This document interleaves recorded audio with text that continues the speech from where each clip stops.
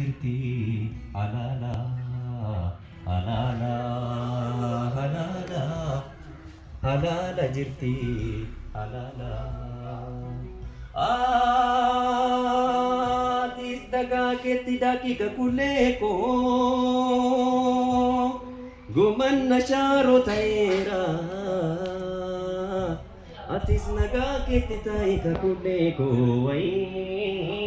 guman na lala taira gugadudo ka jisi kuleko Nidana re wadaroda